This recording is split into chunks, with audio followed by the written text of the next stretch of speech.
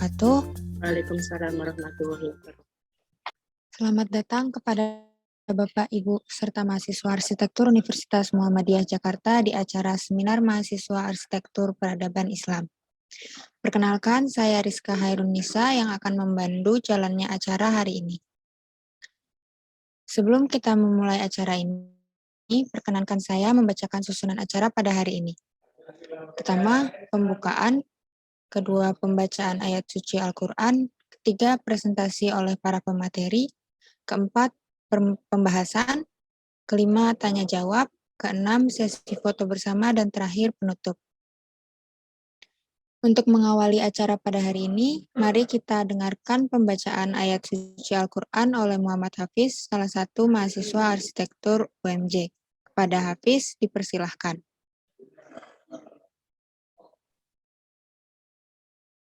Assalamualaikum warahmatullahi wabarakatuh.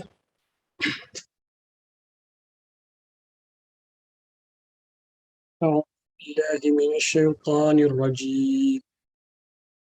بسم الله الرحمن الرحيم. وما أرسلنا من رسول إلا بلسان قومه ليبين لهم فيضل الله من يشاء ويهدي من يشاء وهو العزيز الحكيم. ولقد أرسلنا موسى بآياتنا أن أخرج قومك من الظلمات إلى النور فذكرهم بآيات في ذلك لآيات لكل صبار شكور.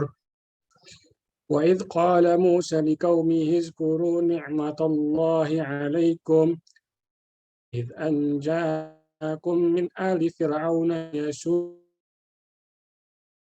العذاب ويذبحون أبناءكم ويستحيون نساءكم وفي ذلكم بلاء من ربكم عظيم.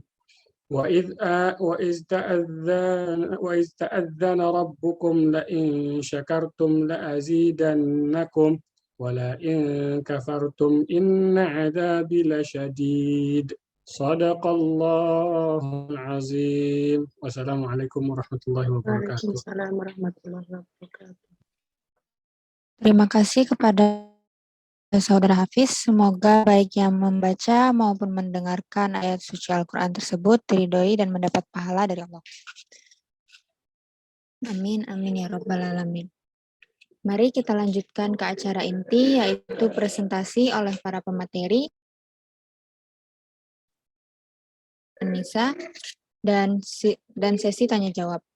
Akan ada 5 objek eksplorasi arsitektur peradaban Islam. Para pemateri akan diberi waktu 10 hingga 15 menit untuk mempresentasikan hasil eksplorasinya.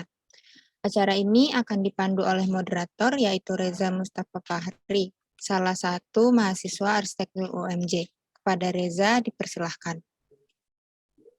Baik, terima kasih Rizka selaku Master of Ceremony pada seminar siang ini. Bismillahirrahmanirrahim. Assalamualaikum warahmatullahi wabarakatuh. Waalaikumsalam warahmatullahi wabarakatuh. Terima kasih pada Pak Sadi dan Bu Anissa selaku pembahas pada seminar siang ini. Kemudian pada para pemateri yang akan menyampaikan materinya mengenai 5 objek eksplorasi arsitektur peradaban Islam, serta pada para peserta yang telah hadir pada acara seminar siang ini. Sebelum dimulainya seminar siang ini, perkenankan saya memperkenalkan diri saya. Perkenalkan, nama saya Reza Mustafa Fahri, mahasiswa arsitektur angkatan 2019 FPWMJ, selaku moderator yang memandu jalannya acara seminar siang ini. Pada seminar siang ini akan membahas materi mengenai 5 objek eksplorasi arsitektur yang dibawakan oleh 5 kelompok yang dimana masing-masing membawakan materi mengenai 1 objek eksplorasi arsitektur peradaban Islam. Kemudian pada sesi pertama yaitu penyampaian materi, kemudian sesi selanjutnya yaitu pembahasan yang akan dibahas oleh Pak Sadi dan Ibu Anissa selaku pembahas pada seminar siang ini. Kemudian sesi selanjutnya yaitu sesi tanya jawab yang ditanyakan oleh para peserta mengenai materi eksplorasi objek eksplorasi arsitektur peradaban Islam. Kemudian untuk mengefektifkan waktu, berhubung pemateri sudah hadir dan telah menyiapkan materi yang akan disampaikan, maka pemateri pertama yaitu Dia Fauzan, Rizka Hairunisa, serta Muhammad Hafiz yang akan membawakan materi kepada para pemateri. Dipersilakan untuk menyampaikan materi pertama. Terima kasih.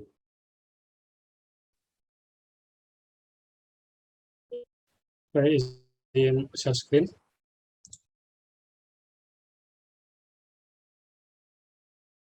Baik, apakah gambar sudah terlihat? Ya, sudah terlihat. Baik. Assalamualaikum warahmatullahi wabarakatuh. Waalaikumsalam. Perkenalkan, kami dari kelompok pertama yang beranggotakan 3 orang, yaitu saya sendiri Muhammad Hafiz, kemudian Dia Fauzan, dan juga Rizka Khairunisa. Pada kesempatan siang ini, saya akan menyampaikan materi pada seminar Arsitektur Peradaban Islam, di mana saya mengambil objek, yaitu Masjid Xi'an. Masjid Xi'an atau Great Mosque of Xi'an yang berada di lokasi Provinsi Shaanxi, bagian Islam Xi'an, yang berada di negeri China. Masjid Agung Xi'an adalah yang terbesar dan terpelihara dengan baik dari masjid-masjid awal Cina. Masjid tersebut dibangun pada 742, tepatnya dalam periode dinasti Tang, di mana periode dinasti Tang itu sudah dimulai dari tahun 618 hingga 907. Sementara penambahan fitur bangunan Masjid Raya Xi'an dilakukan selama dinasti Song, dinasti Ming, dan dinasti Qing. Ketika elemen arsitektur Cina disintesiskan dalam arsitektur masjid, masjid ini menyerupai kuil Buddha abad ke-15, dengan poros tunggal yang dilapisi dengan halaman dan pavilion. Masjid kuno setelah dinasti Ming telah sepenuhnya menyerap esensi arsitektur tradisional Tionghoa dalam keterampilan arsitektur, tata letak halaman, dan material. Tata letak keseluruhan mengikuti prinsip simetri sumbu pusat. Pekarangan dibuat berlapis-lapis dengan dinding di depan pintu dan pintu di halaman, yang semuanya merupakan metode umum untuk membagi ruang halaman, untuk menunjukkan status mulia bangunan dan menonjolkan ibadah melalui perubahan medan. Masjid Xi'an ini memiliki perpaduan gaya arsitektur khas China dan kesenian Islam. Terdapat pagoda yang terdiri dari 3 lantai, yaitu yang seperti pada gambar, di mana yang difungsikan sebagai pengganti menara pada masjid ini. Kalau tata letak halaman dan bangunan di dalamnya disusun sejajar dari arah timur ke barat, menghadap ke Mekah. Terdapat ornamen-ornamen khas arsitektur China yang dipadukan dengan ukiran kaligrafi ayat-ayat Al-Quran, baik pada bangunan maupun gapura Masjid Agung Xi'an ini. Kemudian bangunan Masjid Agung Xi'an ini dibagi menjadi 4 halaman, mana halaman pertama memiliki gapura dengan tinggi 9 meter yang dihiasi oleh lantai mengkilap abad ke-17. Terdapat 3 ruang yang difungsikan sebagai tempat penyimpanan peninggalan dinasti Ming dan dinasti Qing. Kemudian halaman kedua memiliki gapura batu dengan 2 prasasti di kanan dan kirinya. Prasasti tersebut berasal dari dinasti Song dan dinasti Ming. Halaman ketiga terletak pada pintu masuk masjid. Terdapat sebuah bala yang berisi prasasti kuno. Ada pula menara Xing yang tempat umat Islam untuk beribadah, serta halaman keempat terdapat sebuah phoenix atau pavilion utama dan balai sholat, seperti pada gambar di sini. Kemudian kita masuk ke interior dan dekorasi. Dalam budaya arsitektur, selain keterampilan struktur, dekorasi arsitektur dapat mencerminkan pengajaran spiritual orang-orang pada tingkat ideologis yang terbaik. Di masjid masjid kuno setelah dinasti Ming, selain menonjolkan budaya Islam melalui kitab suci Arab atau kitab suci Al-Quran, kaligrafi, bunga Arab, serta pola-pola simetris dan lain sebagainya, mereka semakin menyerap esensi budaya tradisi Tiongkok. Penyerapan semacam ini bukanlah penerimaan yang sederhana, melainkan perpaduan antara budaya tradisional Tiongkok dan budaya Islam atas dasar pemahaman yang utuh, sehingga memberikan konotasi yang lebih kaya. Ini paling menonjol dalam dekorasi berukir dan plakat kuplet. Kemudian terdapat kaligrafi dalam arsitektur Islam banyak digunakan pada fasad interior dan eksterior bangunan Islam seperti masjid. Kaligrafi yang digunakan adalah dari ayat-ayat yang telah dipilah dengan cermat dari Al-Quran untuk menyoroti pesan-pesan tertentu kepada para penyembah. Sino-Arab adalah bentuk kaligrafi yang biasa digunakan dalam arsitektur Islam China. Ini ditemukan di sebuah pelakat langit Masjid Agung Siang. Ini yang berada di langit-langit dan ini yang berada di bawah langit-langit tersebut. Kemudian terdapat juga mihrab, di mana mihrab adalah bagian penting dari arsitektur masjid karena merupakan cara jamaah menghadap untuk berdoa. Bingkai dinding mihrab Masjid Agung Siang memiliki ukiran kayu yang mirip dengan interiornya dinding, menggunakan kaligrafi dan motif bunga. Bagian dalam curug terbagi menjadi dua bagian oleh pita ukiran kayu. Bagian atas memiliki segitiga vertikal bergantian dari berwarna polos yang bertemu di bawah puncak teratai lengkung, sedangkan bagian bawahnya terdapat ukiran dari motif bunga. Sebuah panel kayu melengkung membingkai mihrab dengan motif bunga dan tulisan-tulisan menggunakan kaligrafi yang berbunyi Tuhan Maha Pengampun, Tuhan Maha Pengampun. Nah, di atas mihrab terdapat juga tulisan yang menggunakan kaligrafi surat At-Taubah yang berada di atas ini. Yang artinya taubat. Ini setelah letaknya strategis di atas mihrab sehingga jemaah bisa membacanya dan memohon ampun sama doa-doa mereka.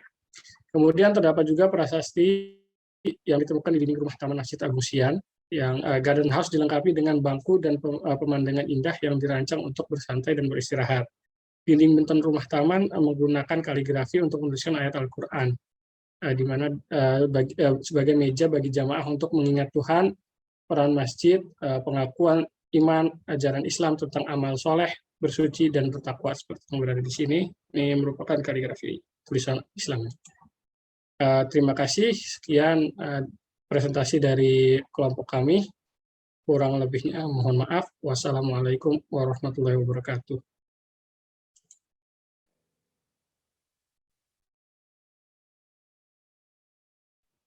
Waalaikumsalam warahmatullahi wabarakatuh.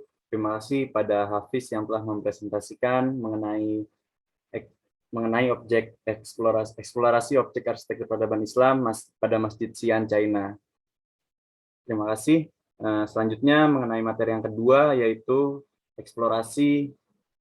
objek eksplorasi arsitektur peradaban Islam mengenai Benteng Merah yang dibawakan oleh Ervin Syah, Raihan, dan Nazlita. Pada pemateri dipersilakan untuk menyampaikan materinya. Sebelumnya, Assalamualaikum warahmatullahi wabarakatuh. Ini share screen saya sudah terlihat atau belum ya, Bu? Sudah terlihat, Ervin. Oke, baik. Oke, sebelumnya Assalamualaikum warahmatullahi wabarakatuh. Perkenalkan, nama saya Ervin Syah, dengan NIK 2020-04-10-6023, dan kemudian ada beberapa rekan saya yang saya wakilkan.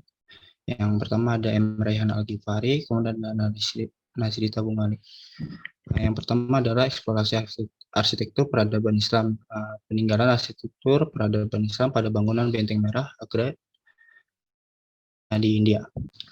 Kemudian ada sejarah singkat dari Benteng Agra ini. Yang pertama adalah Babur seorang kaisar keturunan Genghis Khan dari sisi ibu dan Timurlang dari sisi ayah mendirikan dinasti Mughal pada tahun 1526. Babur memperluas wilayah kekuasaannya hingga ke India. Jejak bersejarah masih ada pada hingga saat ini, salah satunya adalah Benteng Agra. Benteng Agra atau juga sering disebut Benteng Merah di Agra, dibangun pada tahun 1573 di bawah kepemerintahan Kaisar Akbar, salah satu kaisar terhebat dari dinasti Islam Mughal. Luas seluruh kompleks Benteng Agra mencapai 3.380.000 meter persegi. Untuk menyelesaikan pembangunan benteng ini, konon dibutuhkan lebih dari 4.000 pekerja dan 8 tahun masa pengerjaan yang berat. Benteng Agra terletak di sisi Sungai Yamuna di kota bersejarah Agra di bagian barat tengah negara bagian utara Pradesh, utara tengah India hari ini. Mengetahui pentingnya lokasi ini, Akbar membangun benteng untuk menjadikan sebagai tempat tinggal utama orang-orang Mughal. Benteng ini menjadi kediaman utama para kaisar dinasti Mughal sampai tahun 1638. Benteng ini memiliki sejarah sejumlah struktur bangunan yang mengesankan seperti Janghair Mahal atau ruang khusus wanita, Khas Mahal, ruang kaisar, Daiwan-i-Khas atau ruang tamu kehormatan, kemudian Dewan Iam atau aula publik. Kemudian ada Masjid Bawan, ruang ikan atau tempat kolam ikan mas, langkah kesayangan Kaisar, dan Masjid Moti. Pada tahun 1638, ibu kota dinasti Mughal dipindahkan dari Agra ke Delhi, yang menyebabkan benteng Agra kehilangan statusnya sebagai tempat tinggal utama para Kaisar Mughal. Benteng ini hanya berjarak 2,5 km dari monumen bersejarah lainnya seperti Taj Mahal. Sering digambarkan sebagai kota bertembok, benteng Agra kini menjadi salah satu situs warisan dunia UNESCO. Saat ini beberapa bagian benteng Agra terbuka untuk umum dan telah menarik banyak wisatawan dari seluruh dunia. Sementara itu, pada bagian lainnya, sebagaimana sejarah pendirinya, masih dijadikan sebagai markas militer dan tertutup untuk umum. Pada masa selanjutnya ada elemen-elemen arsitektura peninggalan peradaban Islam di Benteng Merah Agra. Pada masa Kaisar Akbar berkuasa, struktur inti dari Benteng Merah Agra adalah batu bata yang terbuat dari pasir merah. Batu bata tersebut sengaja dibawa jauh-jauh dari Rajasthan dan digunakan untuk dinding pada bagian luar benteng. Pada saat itu, seluruh benteng dibangun menggunakan batu pasir merah. Tampilan benteng ini kemudian mengalami perubahan besar pada masa pemerintahan Shahjahan atau cucu Akbar. Tidak seperti kakeknya, Shahjahan terpesona oleh keindahan marmer putih, karenanya dia menghancurkan banyak bangunan di dalam benteng hanya untuk membangun kembali menggunakan marmer putih. Shahjahan kemudian menghabiskan hari-hari terakhirnya di Burham Musaman, salah satu bangunan di Benteng Agra yang dibangun olehnya. Musaman Burj terletak di sebelah kiri Taj Mahal. Bangunan ini adalah menara segi 8 yang indah dengan pavilion terbuka. Dikatakan bahwa Shahjahan bisa melihat Taj Mahal dari tempat ini.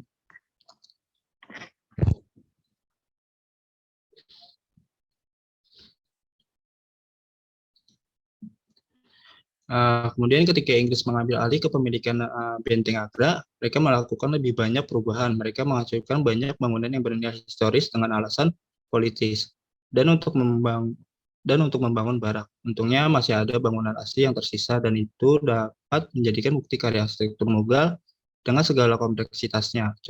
Contoh-contoh terbaik dari desain arsitektur Mughal adalah Gerbang Delhi, Gerbang Amar Sikh, dan Bengali Mahal. Struktur ini hanya mewakili arsitektur Mughal, tetapi juga merupakan contoh arsitektur Akbari yang juga dikenal sebagai arsitektur Indo-Islam. Di antara struktur ini, Gerbang Delhi dianggap sebagai yang paling menonjol untuk pengerjaan dan desain arsitekturnya. Bahkan sampai hari ini, Gerbang Delhi dianggap sebagai salah satu mahakarya Kaisar Akbar. Benteng Merah Agra dibangun seluas 380.000 meter persegi dengan bentuk denah setengah lingkaran. Tali busurnya terletak sejajar dengan Sungai Yamuna dan temboknya setinggi 21 meter. Selain itu, benteng ini memiliki kubu pertahanan berbentuk melingkar dengan dinding bermenara yang berlubang serta memiliki kubah. Terdapat 4 gerbang yang disediakan pada keempat sisinya. Gerbang pertama yaitu gerbang Kizi, kemudian gerbang ini menghadap ke sungai. Di sebelah barat benteng terdapat gerbang Delhi yang menghadap ke arah kota. Gerbang ini merupakan gerbang yang paling megah di antara 4 gerbang lainnya, karena merupakan gerbang resmi untuk raja. Gerbang Delhi ini juga dihiasi dengan ornamen pahatan marmer putih. Selain gerbang pertahanan, ada juga jembatan yang berfungsi untuk menghubungkan gerbang dengan daratan. Pada bagian dalamnya terdapat gerbang Hatipol. Gerbang ini biasa disebut dengan gerbang gajah karena dijaga oleh 2 buah batu gajah, serta terdapat jembatan gantung di dalamnya. Sampai saat ini terdapat gerbang yang dibuka untuk umum yaitu gerbang Amar Singh atau gerbang Akbar. Karakteristik arsitektur Islam yang ada pada bangunan Benteng Merah Agra ini terlihat dari penggunaan elemen pada elemen arsitekturnya seperti kubah, menara, serta ukiran tatahan ornamen pada bangunannya. Kemudian karakteristik arsitektur peninggalan Islam di Benteng Agra India. Pada dinasti Mughal berkuasa di India pada tahun 1526 sampai 1857 dalam kurun waktu 300 tahun lebih, dinasti ini telah menorehkan sejarah arsitektur yang diakui dunia karena kejeniusan dan kompleksitasnya. Terdapat beberapa bangunan dan struktur yang dianggap penting di dalam Benteng Merah Agra, yaitu Janghair House, Babur Bauli atau sumur bertangga, kemudian Masjid Nagina, Dawan Iam, kemudian atau Aula Audiensi Publik, Bengali Mahal, dan Akbar Mahal. Yang pertama ada Janghair House, merupakan tangki monolitik dibangun oleh Kaisar Janghair. Tangki itu awalnya digunakan untuk mandi, sekarang menjadi bagian dari Bengali Mahal Akbar. Benda ini memiliki tangga di bagian luar dan dalamnya, yang menunjukkan bahwa tangki ini tidak ditanam pada suatu tempat dan dapat dipindah-pindahkan.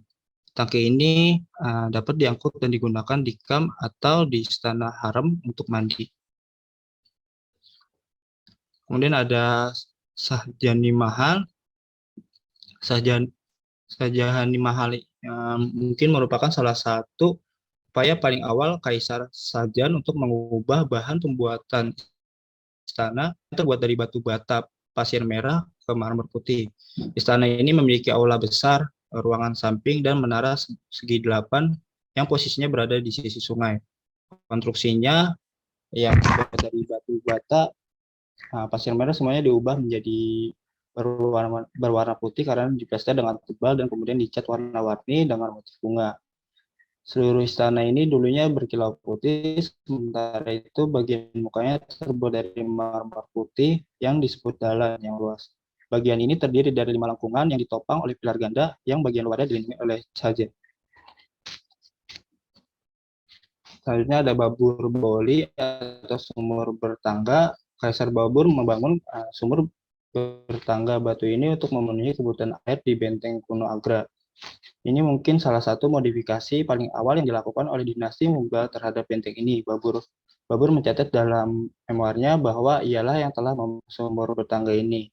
Sumur ini terdiri dari 3 lantai. Untuk mengangkut airnya ke atas, mereka menggunakan lembu jantan sebagai tenaga penggerak untuk roda air atau rehan. Sumur ini selesai dibangun setelah pertempuran Kanwa pada tahun 1527. Babur kemudian mendirikan sebuah prasasti di dalamnya. Sebuah sumur lainnya didirikan di tingkat yang lebih tinggi dan airnya diambil dari sumur terbawah menggunakan rehan. Sumur bagian atas ini digunakan untuk mengairi taman-taman istana sebagaimana yang dituliskan oleh Bapak.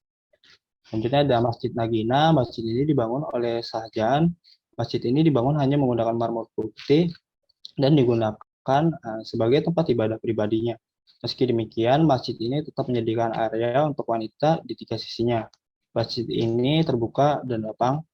Di bagian atapnya terdapat 3 kubah yang dimahkotai oleh hiasan bermotif kelopak bunga, teratai, dan kalas. Pada bagian dinding timur masjid ini disediakan tangki kecil untuk berwudu.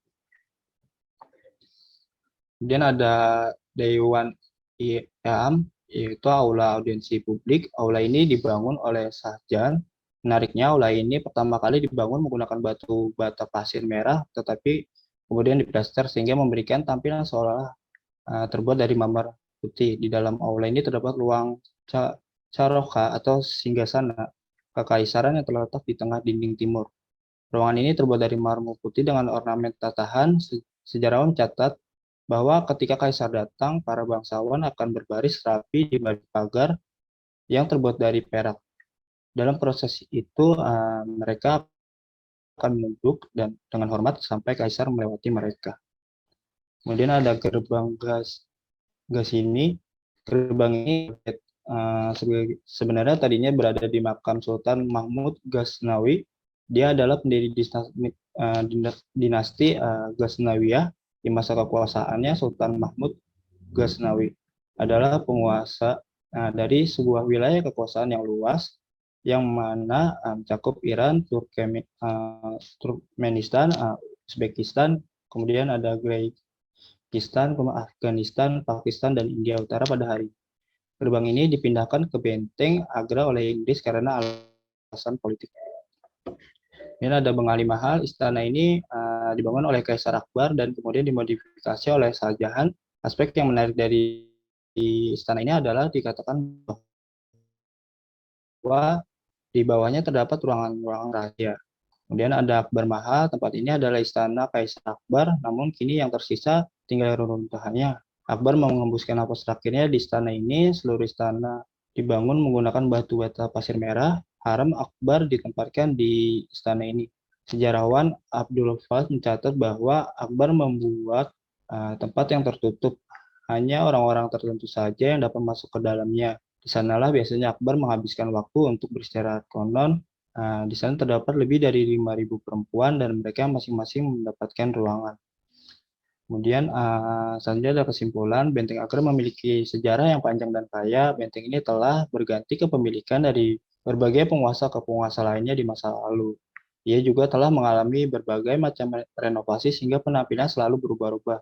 Renovasi besar-besaran terjadi pada saat Shahjahan memimpin karena terpesona oleh keindahan marmer putih. Karenanya, dia menghancurkan banyak bangunan di dalam benteng hanya untuk membangunnya kembali menggunakan marmer putih. Benteng Agra memiliki gaya arsitektura Mughal, yaitu dengan menunjukkan perpaduan yang apik dari gaya India dengan gaya Iran. Kubah ganda, gerbang melengkung, dan gerbang lengkung yang tersembunyi menjadi ciri khas dari arsitektur Mughal.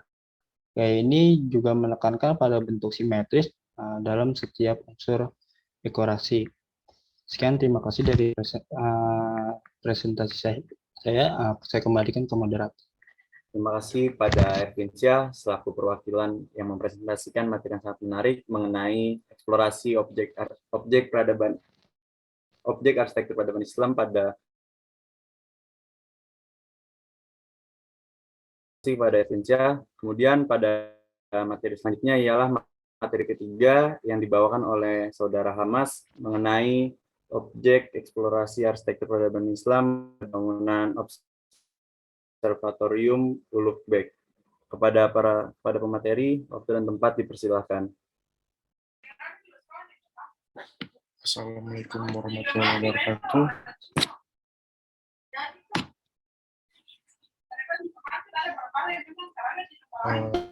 Nama saya Hamas Al-Fariji.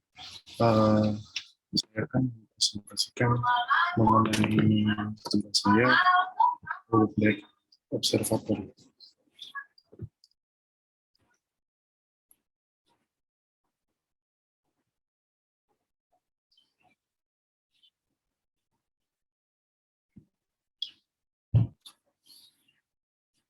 Yang pertama yaitu mengenai definisi dari observatory.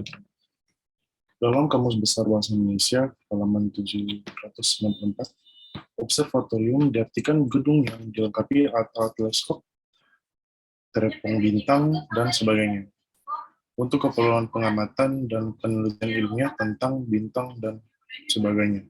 Sedangkan dalam studi astronomi Islam, seringkali diistilahkan dengan marsyat. Observatorium memiliki asal kata dari bahasa Latin observer atau observat yang berarti melihat, mengamati, kemudian kata tersebut menjadi observatorium yang artinya tempat pengamatan.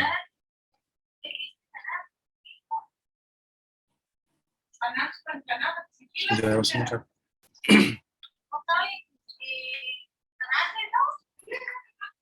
Penguat Timur dan astronom Ulugh Beg tahun 1394 sampai 1409 membangun salah satu observatorium astronomi Islam paling awal pada abad ke-15.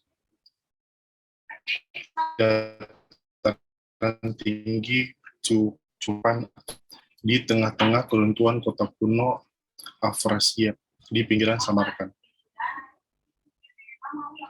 Fondasi struktur 3 lantai silinder dan bagian bawah tanah dari sistem marmer raksasa digali oleh arkeolog Rusia Vladimir Vyatkin pada tahun 1908.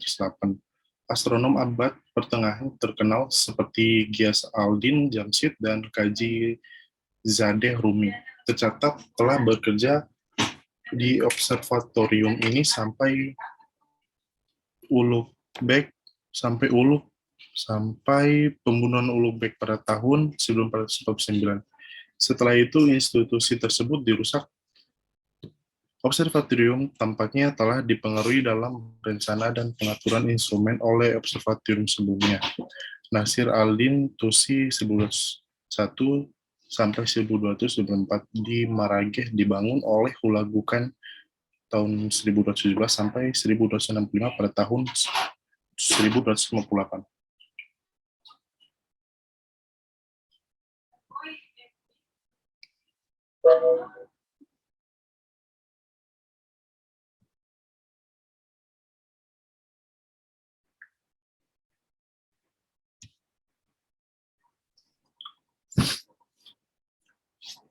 Bentuk massa. Seluruh struktur dibangun di antara sekstan ganda raksasa selaras dengan meridian dan digunakan untuk mengukur posisi bintang di atas cakrawala dan perjalanannya yang melintasi meridian. Bagian sangat berguna dari instrumen adalah busur dibagi menjadi derajat dari 20 hingga 80 derajat dan kemungkinan sudut detik dibatasi di setiap sisi oleh dua tepi yang berlapis marmer, di mana 0,698 meter celah antara dua taktik sesuai dengan 1 derajat sudut. Semakin rendah bagian dari instrumen tergeletak dalam kegelapan di lubang bawah tanah di tanah kedalaman 11 meter.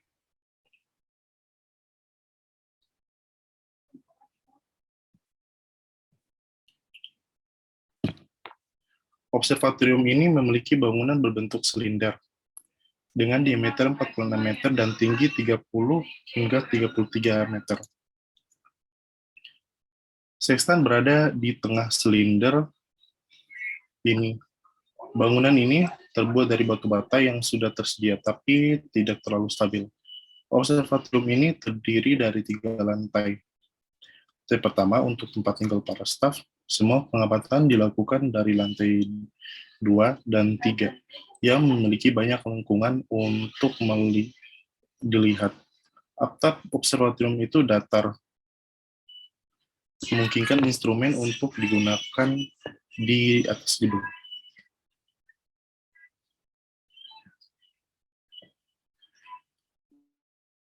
Ilmuwan abad pertengahan terkenal Al-Biruni 973 sampai 1048 menggambarkan instrumen utama ketiga sebagai sektor kuadran yang berputar atau ustufan. Atap itu sendiri diukir dengan kisi-kisi yang berfungsi sebagai lingkaran azimut, sehingga azimut tokoh-tokoh dapat direkam melalui arkad di sepanjang tembok pembatas atap.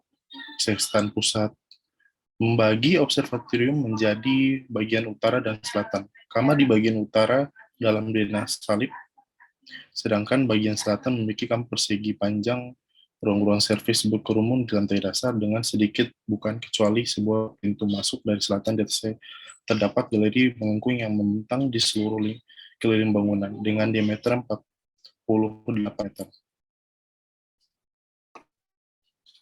Observatorium terdiri dari 3 instrumen astronomi raksasa yang menentukan struktur dan letak bangunan, sementara ruang layanan menempati ruang sisa.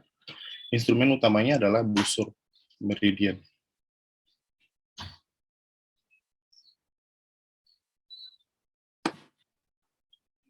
Selanjutnya, interior dan eksterior. Eksterior observatorium Mirza Ulugh Beg didekorasi dengan ubin dan paku kel misterius. Menggunakan instrumen besar dipasang di dalam observatorium, matahari, bulan, planet, dan bintang telah diatur dengan sangat presisi. Observatorium juga memiliki perpustakaan. Di dinding bagian dalam ada gambar langit, peta, bintang, gunung, laut, dan negara. Pintu masuk observatorium telah dimodifikasi beberapa kali dalam beberapa tahun terakhir ini, terutama untuk alasan estetika dan bukan untuk meningkatkan akurasi observatorium.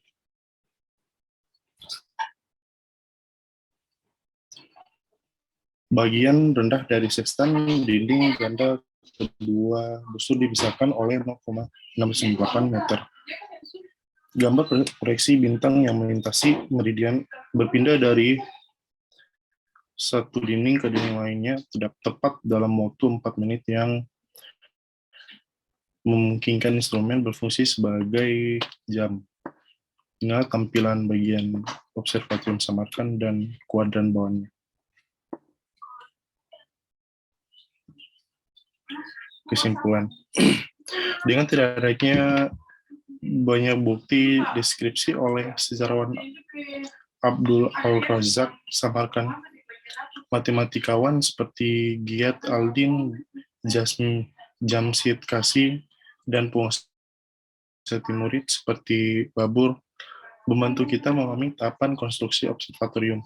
Fungsi dan kehancurannya berdasarkan uraian bangunan tersebut didekorasi dengan mozaik batu berglasir pada bagian eksterior dan interiornya. Terdapat lukisan yang menggambarkan posisi orbit dan ciri fisik benda-benda langit.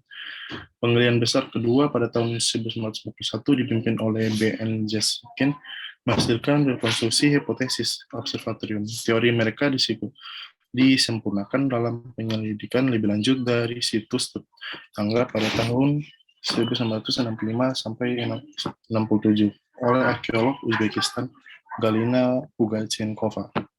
Hari ini turis memadati museum berbentuk silinder yang didedikasikan untuk Ulugh-Bek di dekat observatorium. Arsitektur observatorium Ulugh-Bek berbeda dari observatorium lain yang dibangun sekitar waktu itu. Puing-puing sisa observatorium Islam paling awal ini adalah salah satu bukti kecintaan seorang raja pada ilmu pengetahuan, khususnya ilmu astronomi. Observatorium luar biasa ini dibangun pada tahun 1420 oleh seorang penguasa Timurid bernama Ulugh-Bek, orang yang menjunjung observatorium Ulugh-Bek. Hari ini hanya dapat melihat fondasi dan bagian kuadran marmer yang terkubur. Nah, itu saja dari saya. Saya ucapkan terima kasih.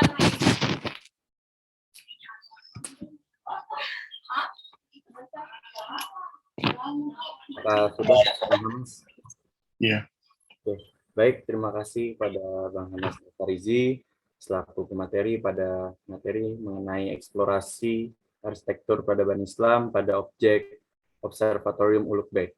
Kemudian selanjutnya yaitu materi keempat, yaitu materi yang dibawakan oleh Alivia Malinda, kemudian Noval Fajri dan Sari Batullah dengan materi mengenai eksplorasi arsitektur peradaban Islam pada objek Masjid Jingwerber. Pada para pemateri, waktu dan tempat dipersilakan.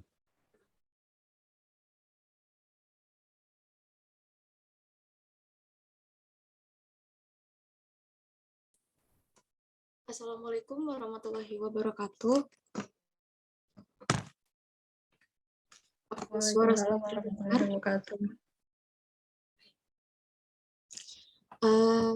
Perkenalkan, saya dari perwakilan dari kelompok 4 yang menjelaskan tentang Masjid Jingwerber.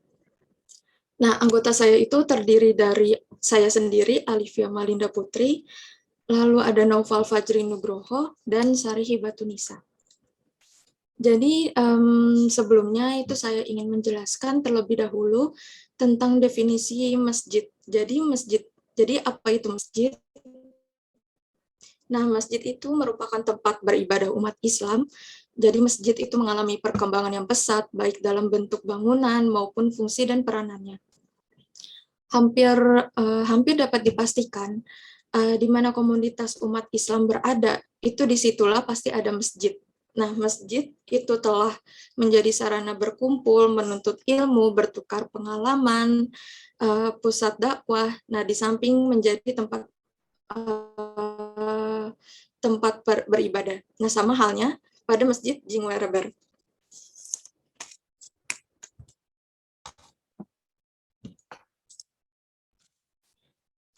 Jadi Masjid Jingwerber ini adalah sebuah masjid di kota tua Timbuktu pada saat ini itu wilayah Mali.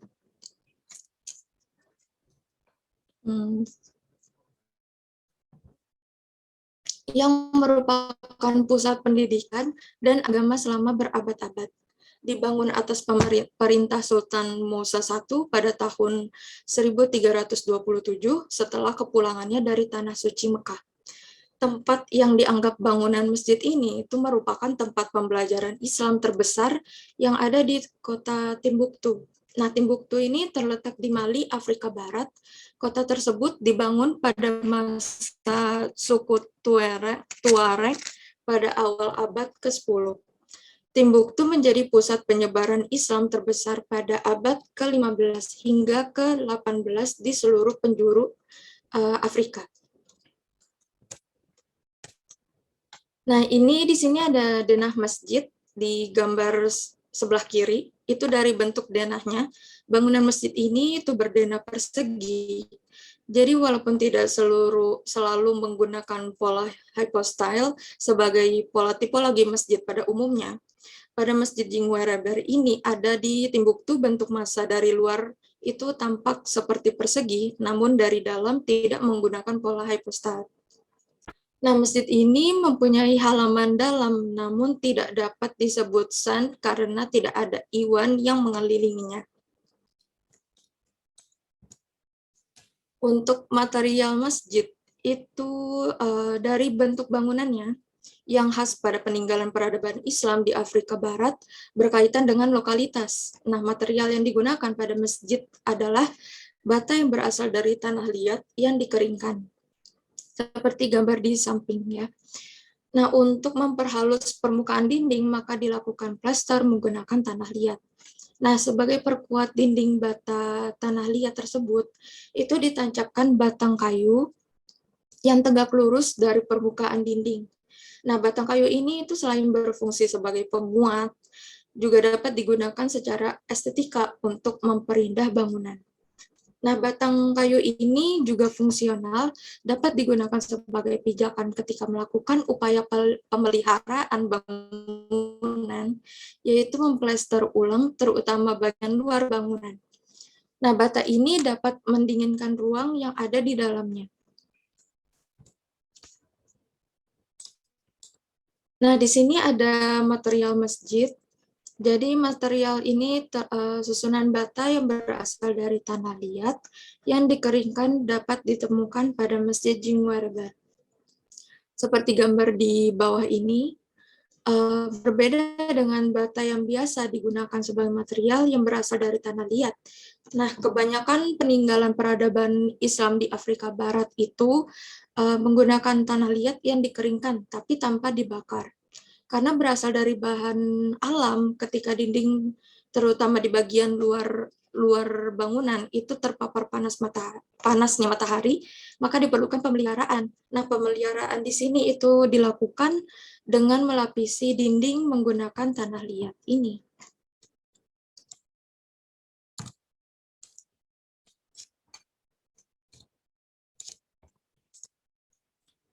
Nah, untuk interior masjid pada Jingwereber ini itu pada ruang dalamnya itu memiliki ruang sholat seperti ada di gambar sebelah kiri ini, dua gambar ini itu seperti ada lorong pada bagian ruang dalam itu terlihat seperti lorong-lorong sempit dikarenakan bentuk kolom yang sangat besar dan membuat ruang untuk ibadah tersebut tuh terlihat menjadi sempit. Nah, dihiasi dengan lengkungan dan beberapa ornamen yang mempercantik ruangan. Interior bangunan Masjid Jingwereber ini juga menggunakan tanah liat, seperti ada di gambar sebelah kanan ini. Baik, mungkin sampai di sini saja saya presentasi dari kelompok kami. Kurang lebihnya mohon maaf. Assalamualaikum warahmatullahi wabarakatuh. Waalaikumsalam warahmatullahi wabarakatuh. Terima kasih kepada Livia Malinda selaku perwakilan pada kelompok yang menjelaskan materi mengenai eksplorasi arsitektur peradaban Islam pada objek Masjid Jingwereber. Selanjutnya yaitu materi terakhir, materi yang akan dibawakan oleh Yohana, Mutia, dan Lutfi dengan materi yang berjudul Eksplorasi Arsitektur Peradaban Islam pada Objek Benteng Salahuddin. Pada pemateri, waktu dan tempat dipersilakan.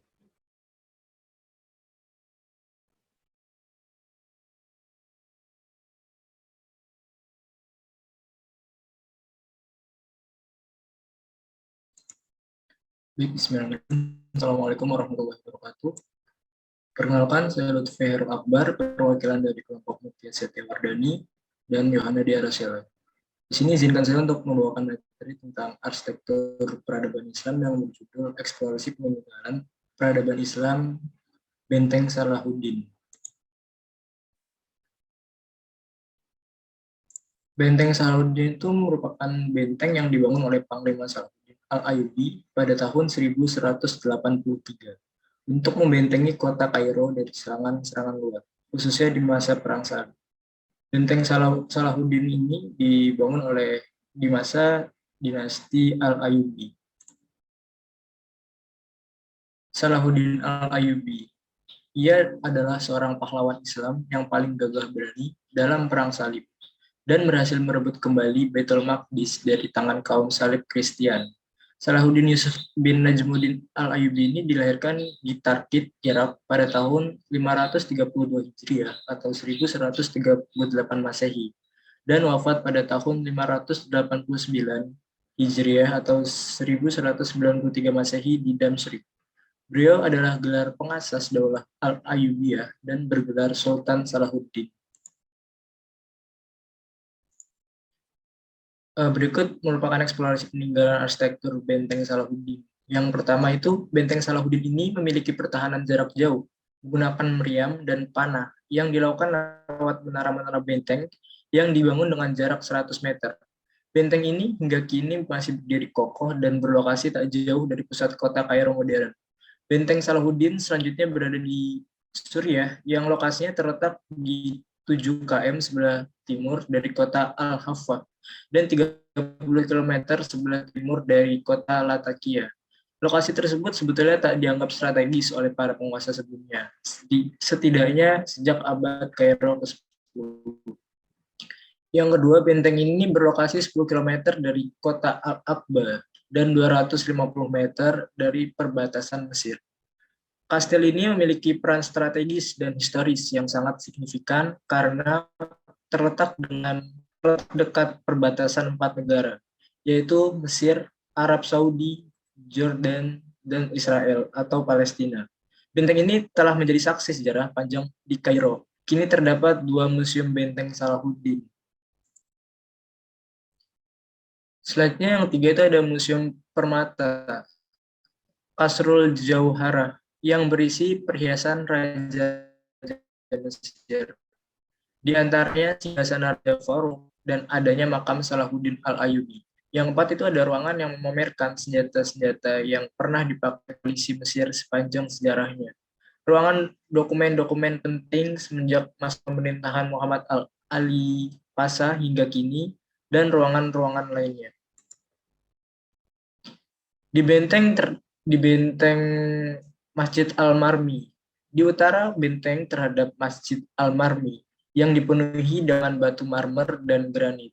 Kini terkenal dengan Masjid Muhammad Ali yang dibangun oleh Ala-Turki Osmani dengan kubahnya yang indah, menjulang 55 meter ke angkasa dan 2 puncak menara dengan ketinggian 84 meter. Di dalam benteng ini setidaknya terdapat 4 yang didirikan oleh tiap-tiap penguasa Mesir yang menempati benteng ini sebagai kediaman sekaligus benteng pertahanan. Mulai dari Masjid Al-Nasir Muhammad yang dibangun tahun 1318 oleh dinasti Mamluk, kemudian Masjid Sulaiman Pasha yang dibangun tahun 1588 pada masa Sulaiman Pasha menguasai Mesir, lalu Masjid Al-Azab yang dibangun dekat gerbang Al-Azab pada tahun 1696 oleh Amir Ahmad Kathuda, dan terakhir oleh Masjid Muhammad Ali Pasha yang dibangun paling besar dengan corak Ottoman Turki oleh Muhammad Ali Pasha pada tahun 1830. Berikut yang pertama itu ada foto Masjid Al-Nasir Muhammad, yang kedua itu ada foto Masjid Sulaiman Pasha, yang ketiga itu ada foto Masjid Al-Azab, yang keempat itu ada Masjid Muhammad Ali Pasha.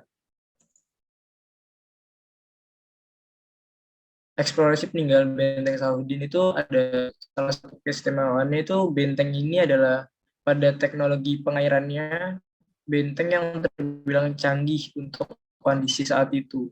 Umur Salahuddin atau disebut Bir Yusuf merupakan saluran air yang dialirkan dari bawah ke atas Bukit Makatam yang jaraknya kurang lebih 4 km menanjak.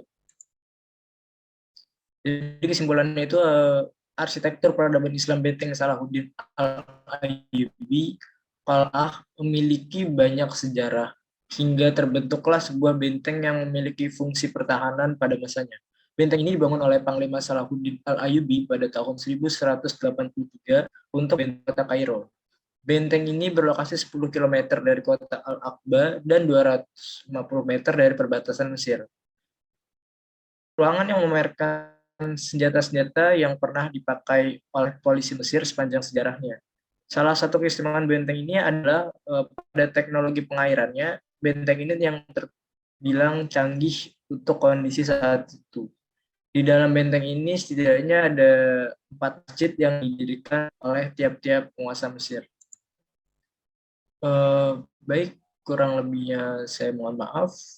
Assalamualaikum warahmatullahi wabarakatuh. Saya kembalikan lagi kepada moderator.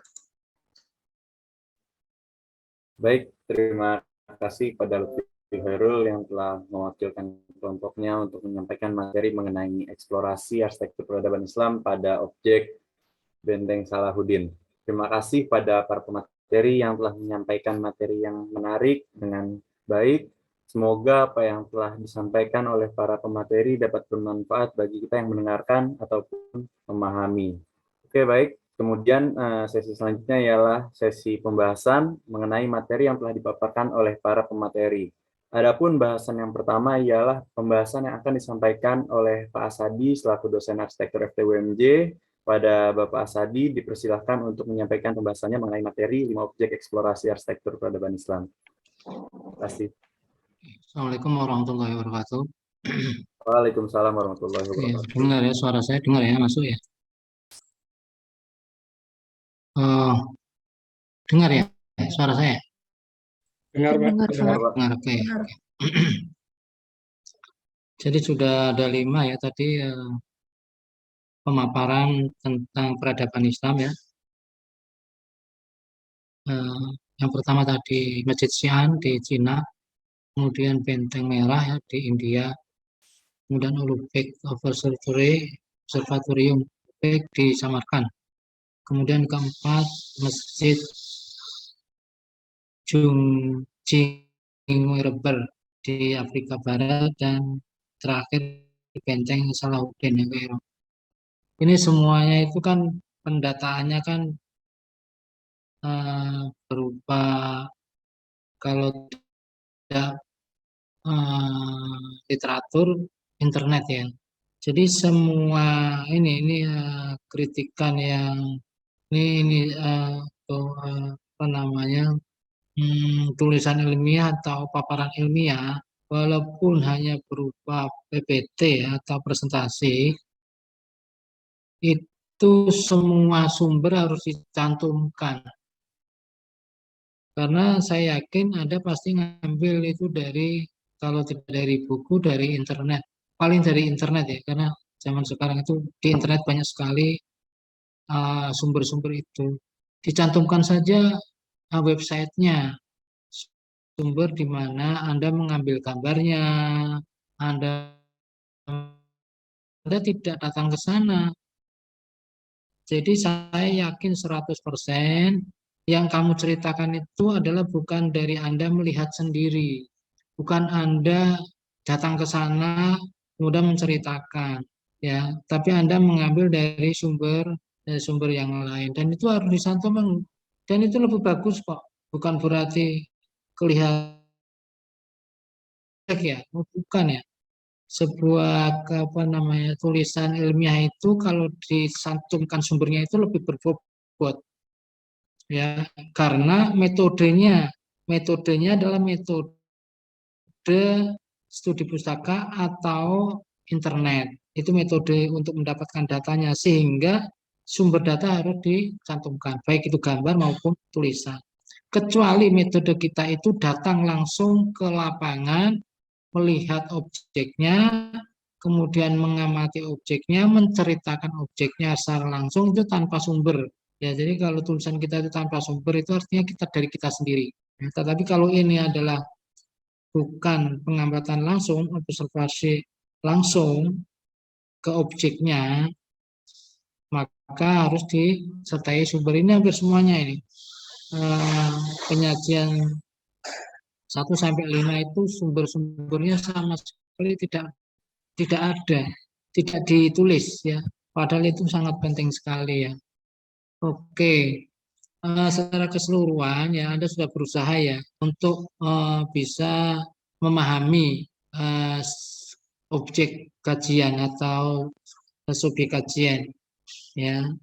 Walaupun Anda tidak melihat langsung, Anda mencoba untuk memahami dan menceritakan kembali. Tapi dari paparan tadi ya, itu seolah-olah ini apa yang Anda ceritakan itu sudah ada ditulis orang lain, sudah ada di internet, sudah ada mungkin di website apa. Karena deskripsi tadi itu deskripsi yang seolah-olah Anda melihat langsung. Ya, seolah-olah Anda melihat langsung dan Anda paham betul tentang objek tadi ya. Padahal Anda tidak datang ke sana ya. Jadi deskripsinya Anda sudah berusaha untuk memahami apa studi kasusnya. Cuman ya ini hanya sekedar deskripsi saja ternyata. Dari awal sampai akhir itu hanya deskripsi saja, cerita saja. Ya baik itu cerita sejarah, cerita arsitekturnya. Saya tunggu-tunggu analisisnya tidak ada. Kalau analisis tidak ada ya kesimpulannya nggak ada sebenarnya. Jadi yang tadi ada menyampaikan kesimpulan itu kesimpulan orang lain ya, bukan kesimpulan kita. Padahal kita pengen mungkin dari segi apanya gitu ya, Anda sedikit menganalisis, harusnya sedikit ya. Misalnya tadi ada masjid yang ada di Afrika Barat yang sangat tertutup, kemudian cahayanya sangat sedikit, Anda sebenarnya bisa loh memasukkan pendapat Anda. Ini sebenarnya menurut teori tentang pencahayaan ini kurang maksimal cahaya materi yang bisa dimasukkan ke dalam sehingga terasa gelap. Bisa itu seperti itu dimasukkan sebenarnya. Kemudian juga misalnya berbentuk lorong-lorong tadi, Anda bisa memberikan kritik ya. Sebenarnya kalau bentuk lorong seperti ini untuk ibadah sholat berjamaah itu kurang efektif dan sebagainya. Itu bisa Anda sebenarnya. Ya, jadi tidak hanya tulisan berdasarkan apa yang ditulis orang. Sehingga kita sebenarnya hanya memindahkan tulisan kalau begitu ya. Jadi tidak ada sesuatu dari Anda yang Anda tulis. Sebenarnya banyak sekali loh. Benar, banyak sekali tadi harusnya ya semampu Anda sebenarnya. Apa yang kira-kira Anda tidak cocok, Anda yang kira-kira Anda kok anu ya, kok seperti saya kok beda ya dengan apa yang saya pahami misalnya tentang apa tadi masjid, apa tentang benteng dan sebagainya. Ya, itu bisa dimasukkan saja pendapatnya. Ya, namanya pendapat itu kan tidak bisa disalahkan ya, karena pendapat Anda dari aspek yang Anda ketahui masalahnya itu ya. Ya, jadi itu Anda seolah-olah mendeskripsikan kembali tulisan orang lain tanpa analisis ya. Terus kemudian cara presentasinya membaca itu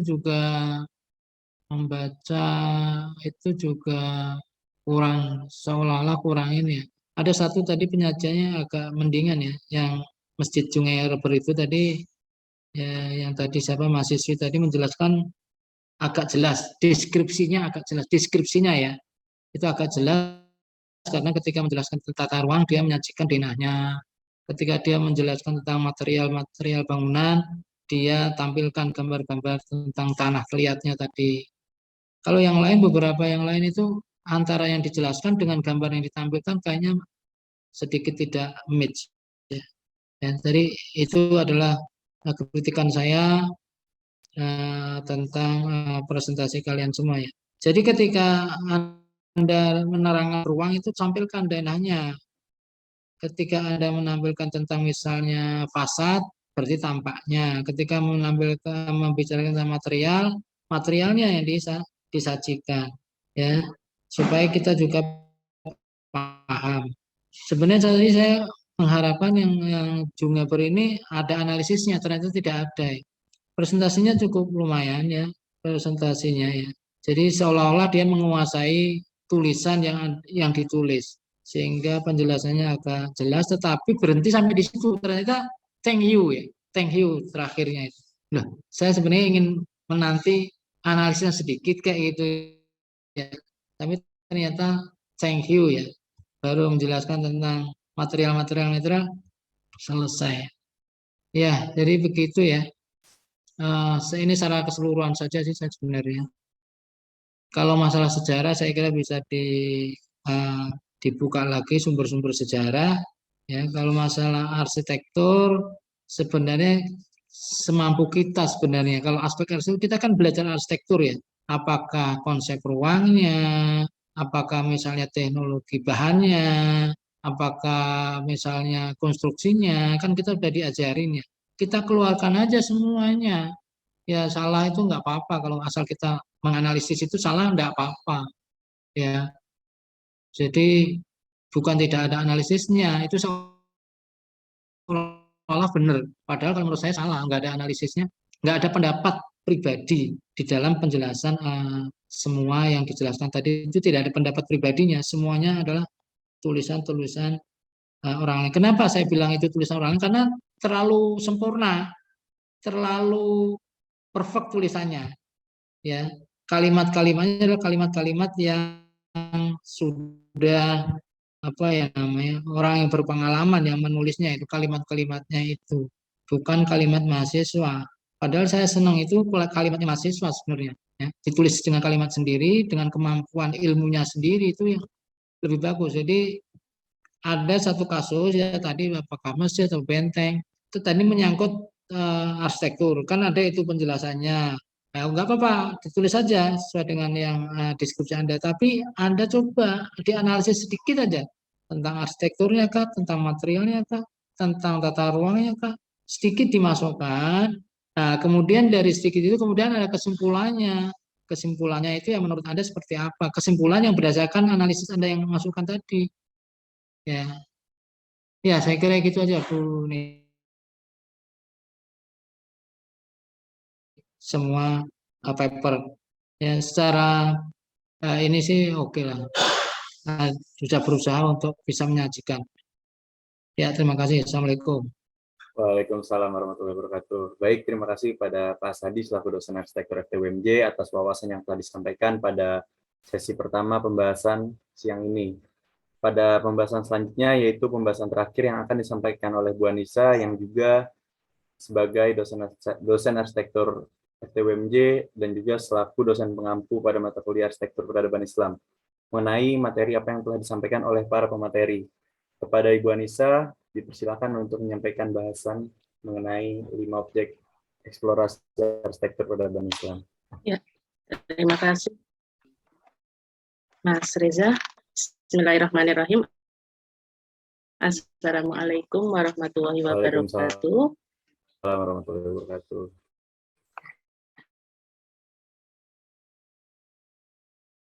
Ini ya, karena ini adalah penghujung untuk mata kuliah arsitektur peradaban Islam ya. Jadi memang ada beberapa kelompok yang kita pilih ya untuk mempresentasikan tugasnya. Nah, tadi kita sudah dengarkan 5 kelompok yang mempresentasikan, termasuk juga sudah kita dengarkan masukan dari pembahas yaitu Pak Asadi ya.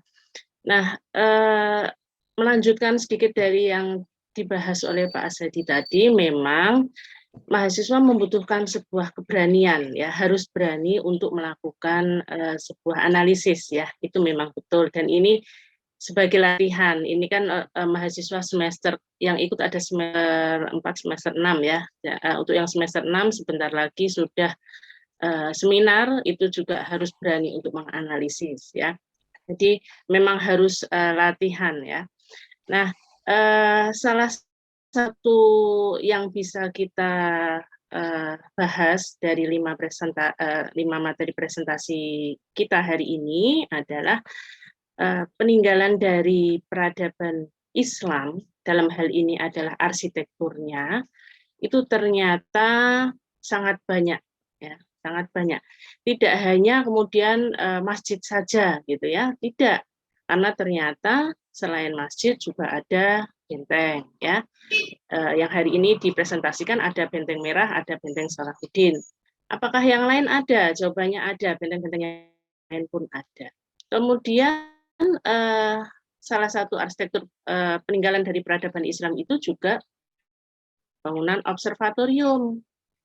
Jadi ya tidak mengenal bahwa ternyata ya, peradaban Islam itu meninggalkan banyak sekali ya, arsitektur, bahkan yang sangat berguna bagi ya, kehidupan kita sekarang ini. Contohnya adalah dengan adanya peninggalan observatorium. Yang dibahas hari ini adalah observatorium Ulubeh. Apakah hanya Ulubeh saja? Ternyata tidak, banyak ya, banyak lagi observatorium yang lain. Ya, termasuk tadi ada yang disebut namanya misalnya Nasir Al-Din Tusi. Nah, itu juga sama, itu juga seorang ilmuwan dalam bidang astronomi ya. Nah, jadi dengan mempelajari beberapa peninggalan dari peradaban Islam, dalam hal ini adalah arsitekturnya, karena kita bidangnya arsitektur, diharapkan tidak hanya menambah wawasan kita, tetapi juga meningkatkan kecintaan kita bahwa ternyata ilmuwan Muslim ya banyak menorehkan sejarah, ya, tidak hanya bisa membuat sebuah masjid dengan pola-pola hipostyle yang sangat besar, tidak hanya seperti itu, tetapi juga ya bisa membuat sebuah benteng yang istana, ada masjid, ada seperti kalau sekarang ya seperti tempat ilmu ya, seperti kalau sekarang pesantren ya, kalau dulu namanya apa tuh, bukan pesantren tapi tempat untuk menuntut ilmu ya, dan beberapa hal lainnya dalam satu lingkup benteng yang tidak hanya berfungsi sebagai batas teritori tetapi juga sebagai pertahanan. Nah, seperti itu ya. Nah, kita juga mengenal ya, oh ternyata ilmuwan Muslim meninggalkan apa tadi misalnya observatorium, menemukan apa? Menemukan bahwa bumi itu berputar pada porosnya ya. Siapa? Al-Biruni, itu astronom yang menemukan bahwa bumi itu berputar pada porosnya, seperti nama ruangan yang ada di kampus kita ya. Begitu pula ada astronom yang menemukan bahwa penentuan tahun matahari itu ada 365 hari, 5 jam, 45 menit, dan 24 detik. Siapa? Al-Batani. Nah, semua itu mereka mendalami keilmuan itu juga ditunjang dengan arsitektur. Ya. Seperti tadi dijelaskan, sebenarnya itu tadi kalau penjelasannya Hamas bisa lebih detail akan lebih bagus lagi. Ya, ada bentuk melengkung yang di tengahnya observatorium, itulah yang sebenarnya berfungsi utama untuk menentukan tadi. Ya, ada yang menentukan hari, tanggal, bahkan sampai waktu sholat, ya itu di situ letaknya. Nah, jadi ternyata ya dalam sejarah Islam ya tidak hanya sejarahnya saja yang perlu kita pelajari, tapi juga arsitekturnya. Apalagi ini yang berkaitan langsung dengan bidang keilmuan kita, ya. Jadi peninggalan dari peradaban Islam itu sendiri, ya. Nah, tadi sudah dijelaskan ya banyak sekali ya. Tapi memang ya itu tadi kata Pak Azadi butuh sedikit lagi tambahan ya. Misalnya Masjid Xi'an. Kita lihat, oh arsitekturnya ternyata perpaduan antara apa? Perpaduan antara Cina dengan Islam. Nah, dijelaskan dianalisis lagi, ya bagian mananya yang merupakan pengaruh dari Cina dengan bentuk-bentuk seperti apa. Lalu bagaimana mengkombinasikan perpaduan itu, ya. Nah, itu bisa menjadi satu bahan analisis, ya, memadukan antara dalam hari ini ada dua gaya arsitektur dalam satu bangunan sehingga terjadi sebuah bentuk yang lebih indah. Itu contohnya ketika di Masjid Xi'an. Itu baru berkaitan dengan perpaduan ornamen. Bisa juga kita lihat pada apa? Tata ruang. Ya. Kita mengetahui dan sudah mempelajari sebelumnya bahwa masjid-masjid yang ada di Jazirah Arab dan sekitarnya menggunakan pola hypostyle. Kita lihat di Cina. Loh, ternyata berbeda. Kalau di Cina bagaimana? Ternyata menggunakan konsep-konsep arsitektur Cina. Nah, lalu bagaimana sebuah karya arsitektur yang menggunakan konsep Cina itu bisa mewadahi sebuah kegiatan di masjid? Ya, kegiatan utamanya adalah sholat. Nah, contohnya seperti itu. Itu kalau di Masjid Xi'an. Jadi bisa dibahas dari berbagai aspek berkaitan dengan arsitektur. Kemudian ada yang keempat itu juga masjid ya, Masjid Jingwe Reber ya. Kalau Masjid Jingwe Reber ini kaitannya dengan Kerajaan Mali ya. Kalau kita klik di internet Kerajaan Mali atau Mansa Musa itu langsung keluar siapa Mansa Musa ya, yang dulu sempat menghebohkan gitu ya karena beliau naik haji membawa serta berapa ribu rombongan ya, dan di sepanjang jalan itu bersedekah atau berinfak ya dengan emas. Nah, itu kan kita ketahui. Nah, sekarang itu sejarahnya. Lalu bagaimana dengan masjidnya? Nah, kita lihat dari segi arsitektur juga bisa. Misalnya dikaitkan dengan iklim. Nah, dibahas lagi, kenapa sih kok menggunakan bahan gitu ya? Bahannya adalah bata dari tanah liat. Bahkan itu kan secara berkala itu diplester ulang, tapi dengan tanah liat juga atau lumpur ya. Jadi memang itu juga ada kaitannya sebenarnya dengan iklim. Nah, seperti itu contohnya bisa dikembangkan lagi. Termasuk juga yang selain masjid, ada observatorium, ada benteng, itu juga kita bisa lihat dari segi arsitekturnya. Bagaimana pola, gitu ya? Bagaimana pola untuk benteng yang tidak hanya sebagai tempat pertahanan, tetapi juga sebagai tempat tinggal ya, dalam hal ini adalah istana. Nah, seperti itu ya. Tapi secara umum ya bisa dikatakan bahwa kelima kelompok ini sudah berusaha mempresentasikan dengan baik ya, sudah berusaha mempresentasikan dengan baik. Nah, kita harapkan bisa lebih berani lagi dalam melakukan analisis berkaitan dengan keilmuan ya, dalam hal ini adalah arsitektur ya, seperti itu. Baik, mungkin itu saja tanggapan atau pembahasan dari saya. Saya kembalikan kepada Mas Reza. Assalamualaikum warahmatullahi wabarakatuh. Waalaikumsalam warahmatullahi wabarakatuh.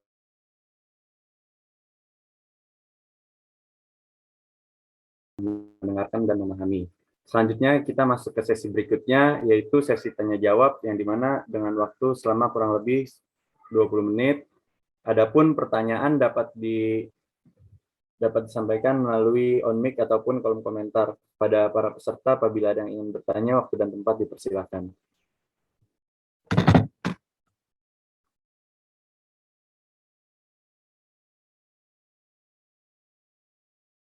Dipersilakan pada para peserta yang ingin bertanya mengenai materi yang telah disampaikan oleh para pemateri mengenai 5 objek eksplorasi arsitektur peradaban Islam.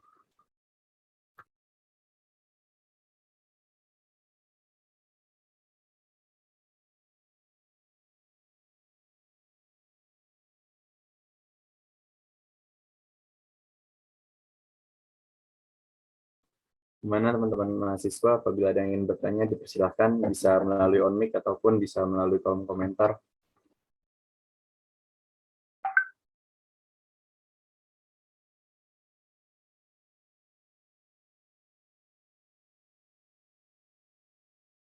Ya, izin membacakan pertanyaan dari Zainal Mustafa yang ditanyakan melalui kolom komentar.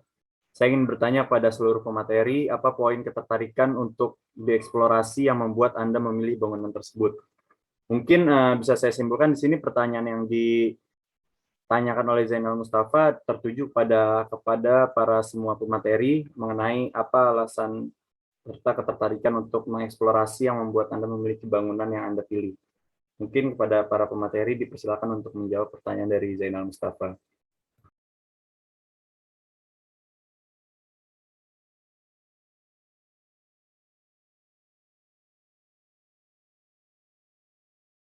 Dipersilakan pada siapa yang mau menjawab terlebih dahulu. Mungkin dari saya dulu kali ya. Ya, baik. Jadi alasan mengapa kami memilih Masjid Xi'an, karena Masjid Xi'an ini merupakan salah satu arsitektur Islam yang unik, di mana tadi merupakan kombinasi atau penggabungan daripada dua jenis arsitektur, yaitu arsitektur Cina dan arsitektur Islam. Walaupun pada bentuknya sendiri sebenarnya lebih menonjolkan kepada arsitektur Cinanya, dan itu sangat menarik karena pada umumnya bentuk masjid itu kan yang seperti yang kita ketahui di Indonesia atau di tempat lain itu biasa memiliki kubah dan lain sebagainya dan menara. Sedangkan menara pada Masjid Xi'an ini berupa gapura yang memiliki 3 lantai gitu kan. Jadi itu merupakan suatu hal yang menarik sebetulnya untuk diteliti kembali, karena ternyata juga cukup sulit juga untuk mencari datanya, karena mungkin dengan kita mempelajari lebih dalam lagi, mungkin kita bisa memberi kepada orang-orang lain untuk lebih mengetahui tentang masjid-masjid yang berada di Cina atau sekitarnya. Mungkin seperti itu sih kurang lebih. Mohon maaf. Wassalamualaikum warahmatullahi wabarakatuh. Baik, kepada Hafiz, terima kasih atas jawaban dari pertanyaan Zainal Mustafa mengenai alasan memilih Masjid Xi'an untuk dieksplorasi. Mungkin untuk pemateri yang lain ingin menjawab pertanyaan dari Zainal Mustafa mengenai pilihan memilih objek yang dipilih.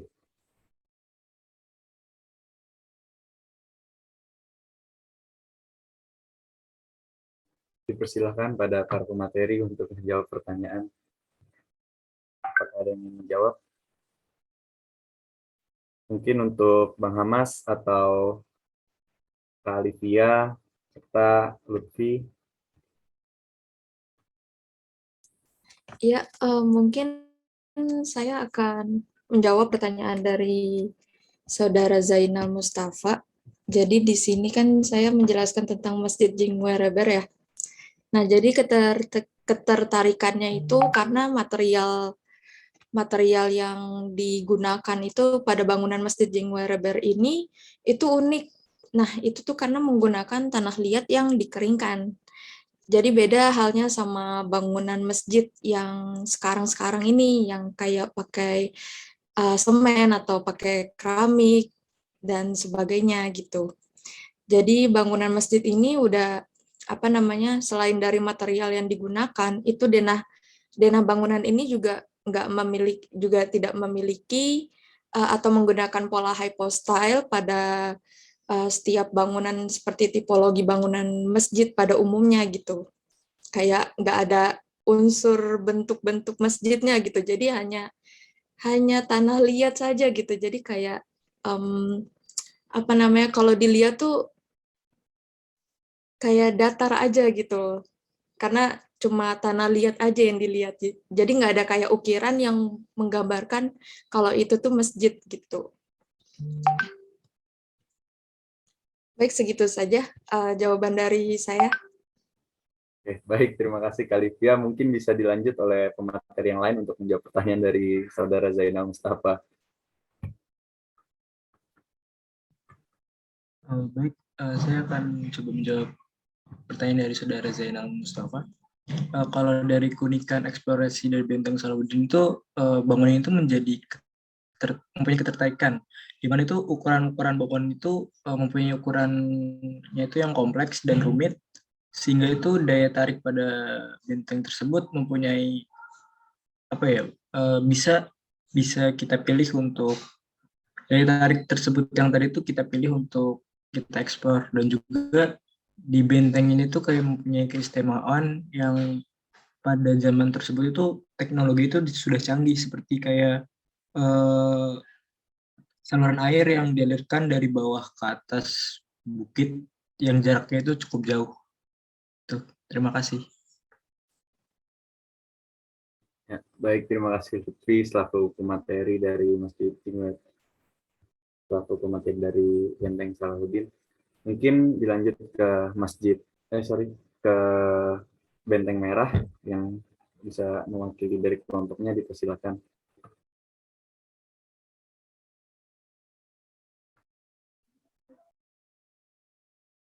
Oke, baik, terima kasih. Saya ingin menjawab pertanyaan dari Saudara Zainal.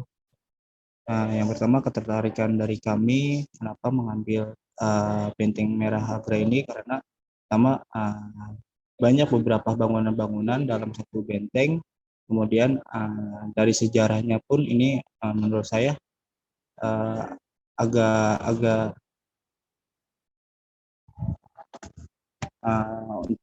untuk sejarahnya agak menarik untuk diteliti, di mana ini pun jadi awal mula perkembangan Islam di India tersebut. Mungkin seperti itu. Terima kasih. Baik, terima kasih Ervin selaku materi dari kelompok 2, yaitu pada Benteng Merah. Apakah dari Bang Hamas sudah siap untuk menjawab pertanyaan dari Zainal Mustafa?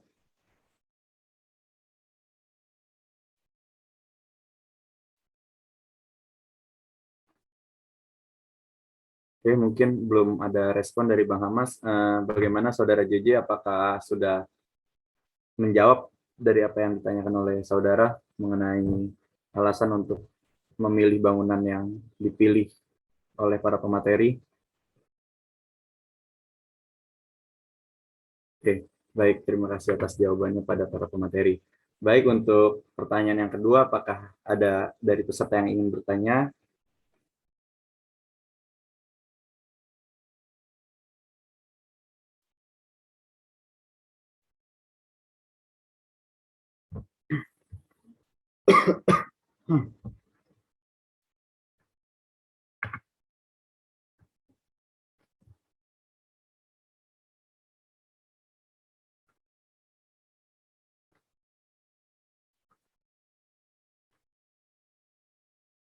Gimana teman-teman mahasiswa, apakah ada yang masih ingin bertanya mengenai materi yang telah dibawakan oleh para pemateri kita?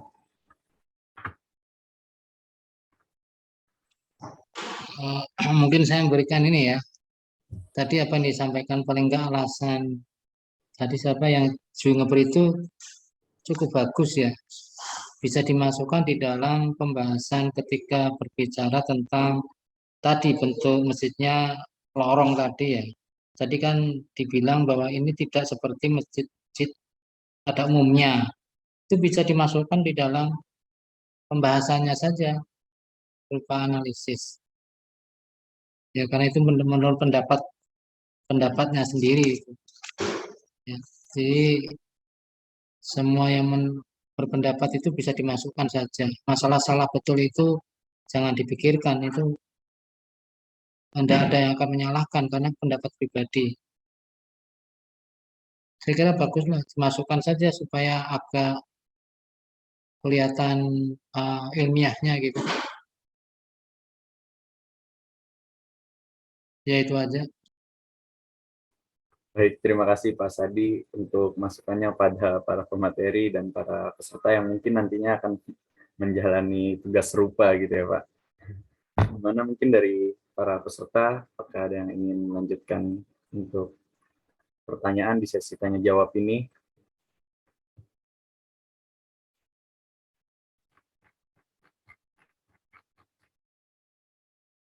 Mana para teman-teman peserta? Saya juga nambahkan ya untuk yang tadi ada alkulturasi tadi. Tadi siapa ya tadi ya Muhammad Hafiz ya yang jejian ya. Coba gunakan dong. Ini kan saya sudah mengajarkan ya tentang alkulturasi itu ya. Jadi yang dominan yang mana? Apakah yang unsur Cinanya atau unsur Islamnya? Begitu. Kalau dominan unsur Cinanya itu namanya akulturasi apa? Kan ada adopsi, adaptasi, dan sinergi toh. Coba itu dimasukkan untuk analisisnya. Saya kira lebih ini ya, lebih hidup gitu. Ada pendapat pribadi itu lebih hidup daripada tidak ada sama sekali. Ya, saya kira gitu aja ya menurut saya. Dicoba lah Digunakan ilmu-ilmu yang sudah didapatkan, baik apakah dari teori, dari antropologi, dari apa, dari ilmu-ilmu apa, tata ruang apa dan sebagainya. Coba dibahas, dicoba untuk membahasnya lah, walaupun salah ya. Dicoba saja, menurut saya sih harus begitu, harus berani. Atas masukannya, Pak. Ya, baik Pak Sadi. Gimana mungkin dari teman-teman apakah ada yang ingin bertanya? Mengingat waktu terus berjalan.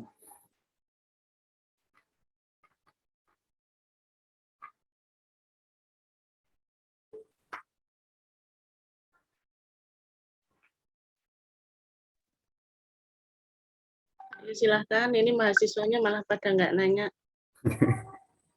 Tadi itu memang ini latihan ini ya, mencoba mempresentasikan, mencoba ya memang karena cukup terbatas ya, terbatas karena data literatur, artinya kita tidak merasakan sendiri, mungkin berbeda dengan kalau kita merasakan sendiri gitu ya, datang sendiri, melihat sendiri tempatnya, tetapi jangan menjadi halangan gitu ya.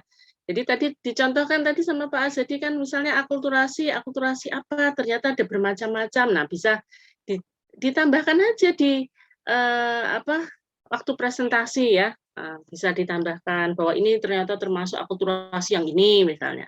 Ya boleh begitu gitu ya. Artinya ini belajar ya, tidak hanya belajar mempresentasikan sesuatu, tapi juga belajar apa ya, kalau bahasa penelitian itu interpretasi, tapi kalau ini ya menafsirkan dengan menurut kita, nah gitu ya, menurut kita kok misalnya ini masjid harusnya kan jamaahnya itu kan rapat mepet-mepet lah, ini kenapa bentuknya begini, nah misalnya begitu ya, itu bisa kemudian ditinjau, nah tentu saja dengan dari aspek arsitektural ya, dari aspek arsitekturalnya gitu ya. Jadi diharapkan gitu ya, diharapkan untuk tugas-tugas berikutnya bisa dicoba ya, bisa dicoba hal-hal seperti itu, dan jangan takut salah gitu ya. Termasuk juga kalau mau bertanya jangan takut untuk bertanya gitu ya. Nah, kalaupun misalnya wah nanti tidak apa yang ditanya nggak bisa jawab ya sebisanya kan begitu ya, karena kan ini forum keilmuan ya, forum keilmuan, jadi kita akan membahas berdasar keilmuan kita ya, dalam hal ini adalah arsitektur ya, seperti itu. Silakan jika ada yang mau lagi sebelum waktunya berakhir ya. Baik, terima kasih Vanessa atas wawasannya. Mungkin dari teman-teman peserta apakah ada yang ingin bertanya? Persilakan bisa melalui on mic ataupun melalui kolom komentar. Saya kali Bu ya selaku moderator ingin bertanya, mungkin apa yang saya tanyakan ini lebih tertuju ke pembahas sih, bisa dari Pak Sadi atau Bu Anissa yang menjawab. Pertanyaan saya sih ini sih Bu, apa sih yang biasanya yang menyebabkan biasanya itu bangunan arsitektur peradaban Islam itu banyak yang berubah fungsi gitu, seperti contohnya kayak Masjid Hagia Sophia yang dimana kita semua tahu ya kan banyak apa yang terjadi di masjid tersebut, banyak alih fungsinya gitu loh Bu. Apa sih yang menyebabkan itu gitu? Terima kasih Bu. Pak. Untuk Pak Azadi dulu. Iya. Jadi kita juga harus melihat latar belakang sejarah ya. Hagia Sophia itu dulu gereja, didirikan oleh Konstantin, Raja Romawi Timur, ya, Konstantinus namanya. Dia mendirikan gereja Hagia Sophia itu, ya sekaligus mengumumkan bahwa agama Kristen itu agama kerajaan Romawi. Ya, itu kira-kira sebelum abad 5 itu ya. Kira-kira abad 4 ya, 300 sekian. Nah, kemudian ketika perang salib itu dipertahankan mati-matian, itu adanya di Konstantinopel ya. Konstantinopel itu ibu kotanya Romawi Timur. Di Konstantinopel itu dalam perang salib itu dipertahankan mati-matian sehingga tidak bisa direbut ya pada perang salib ya, pada abad 12. Kemudian pada abad 15 ya oleh Sultan Muhammad Fatih ya dari Ottoman ya, dari Turki Ottoman itu berhasil merebut Konstantinopel tahun 1453 kalau nggak salah, 1453 ya, jadi abad 15. Itu berhasil direbut, jadi semua warganya itu diampuni, artinya warga di Konstantinopel itu orang Kristen diampuni semua.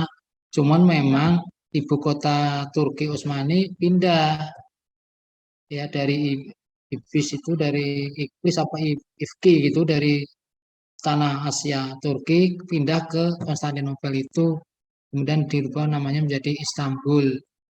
Kemudian gerejanya difungsikan untuk masjid. Ya, jadi gereja ya difungsikan untuk masjid, sehingga ukiran-ukiran kaligrafi Islam itu ditambahkan di sana. Gambar-gambar Yesusnya masih ada, Maria, Yesus itu masih ada. Saya pernah ke sana itu. Jadi masih ada. Cuma ditambahkan aja kaligrafi Islam ya. Ada Ali, Abu Bakar, Umar, Utsman itu ada di sana. Allah ada di sana semua ya. Kemudian ketika Perang Dunia Pertama ya, 1817 mulai ya, itu Turki ngeblok dengan Jerman dalam Perang Dunia I itu. Ternyata blok Jerman itu kalah dengan sekutu, dengan Amerika kalah ya.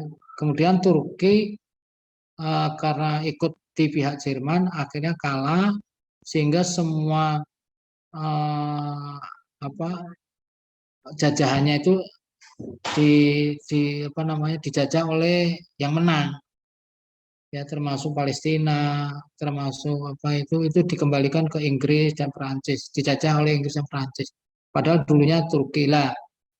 Termasuk ketika Kemal Atatürk itu dia mau dinaikkan jadi presiden atau dari pemimpin Turki, itu dengan persyaratan bahwa masjid itu nggak boleh dipakai lagi. Maksudnya yang dulunya Hagia Sophia itu nggak boleh dipakai untuk masjid. Maka oleh Kemal Atatürk itu dijadikan museum ya. Ketika saya ke sana itu dia menjadi museum Hagia Sophia. Itu karena memang Turki kalah perang, sehingga ketentuan-ketentuan dari sekutu harus diikuti, termasuk tadi merubah menjadi museum. Nah, kemudian ketika kemarin ya, beberapa waktu yang lalu Erdogan naik jadi presiden, merubah kembali museum itu menjadi masjid. Jadi begitu, jadi proses sejarahnya. Jadi ya ada kaitan dengan sejarah ya, kalau merubah fungsi itu tergantung juga penguasa yang memegang otoritas tentang masjid itu. Ya, jadi kalau masjidnya dipegang otoritasnya Islam ya jadi masjid. Kalau misalnya Istanbul itu kemudian dikuasai Israel misalnya, atau dikuasai orang-orang Kristen, ya mungkin jadi gereja lagi. Ya, jadi itu ya kayak latar belakang sejarahnya. Ya, gitu ya. Ya, baik, terima kasih. Kita harus berterima kasih Pak Asadi nih Reza, karena dijelaskan oleh Pak Asadi dari tahun ke tahunnya itu tadi ya. Nah, kalau saya di kelas cuma nyeritain nggak ada tahunnya ya. Jadi dari gereja kemudian menjadi masjid, menjadi museum, menjadi masjid. Nah, seperti itu ya.